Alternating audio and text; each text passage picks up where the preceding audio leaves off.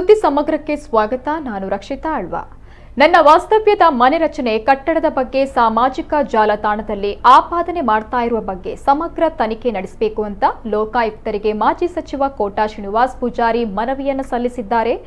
ನಾನು ಮೇಲ್ಮನೆಯ ಶಾಸಕನಾಗಿ 3 ಬಾರಿ ಆಯ್ಕೆಯಾಗಿದ್ದು, 2 ಬಾರಿ ಸಂಪುಟ ದರ್ಜೆಯ ಮಂತ್ರಿಯಾಗಿದ್ದು, 1 ಬಾರಿ ವಿರೋಧ ಪಕ್ಷದ ನಾಯಕನಾಗಿದ್ದೇನೆ. ಅಲ್ಲದೆ ಶಾಸಕನಾಗಿರುವ ಹಿನ್ನೆಲೆಯಲ್ಲಿ ಪ್ರತಿ ವರ್ಷ ಲೋಕಾಯುಕ್ತರಿಗೆ ಆಸ್ತಿ ಪಾಸ್ತಿ ಮತ್ತು ಉತ್ತರಾಯಿತ್ವ ವಿವರಣೆಗಳನ್ನು ಒಳಗೊಂಡ ಸಮಗ್ರ ಪಟ್ಟಿಯನ್ನು ಕೂಡ ಲೋಕಾಯುಕ್ತರಿಗೆ ಸಲ್ಲಿಸಿದ್ದೇನೆ. ಆದರೆ ನಾನು 2 ವರ್ಷಗಳಿಂದ ಕಟ್ತಾ ಇರುವ ವಾಸ್ತವ್ಯದ ಮನೆಯ ಬಗ್ಗೆ ಸಾಮಾಜಿಕ ಜಾಲತಾಣದಲ್ಲಿ ಅಪಪ್ರಚಾರ ನಡೀತಾ ಇತ್ತು. ಸಹಜವಾಗಿಯೇ ನನಗೆ ನೋವುಂಟಾಗಿದೆ.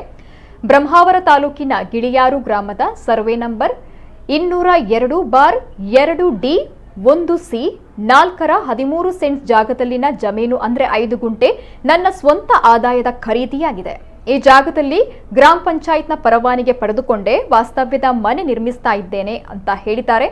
ಜೊತೆಗೆ ಬ್ಯಾಂಕಿನಿಂದ ಸಾಲ ಪಡೆದು ಮನೆಯನ್ನ ನಿರ್ಮಾಣ ಮಾಡಿಸ್ತಾ ಇದ್ದೇನೆ. ಆದ್ರೆ ಕೆಲವರು ಇದನ್ನ 6 ಕೋಟಿಯ ಮನೆ ಕಟ್ತಾ ಇದ್ದೇನೆ ಅಂತ ವ್ಯಂಗ್ಯ ಮಾಡಿದ್ದು ನನ್ನ ಮೇಲೆ ಆರೋಪ ಹೊರಿಸ್ತಾ ಇರುವವರ ವಿರುದ್ಧ ಕ್ರಮ ಕೈಗೊಳ್ಳಬೇಕು ಅಂತ ಲೋಕಾಯುಕ್ತರನ್ನ ಆಗ್ರಹಿಸಿದ್ದಾರೆ.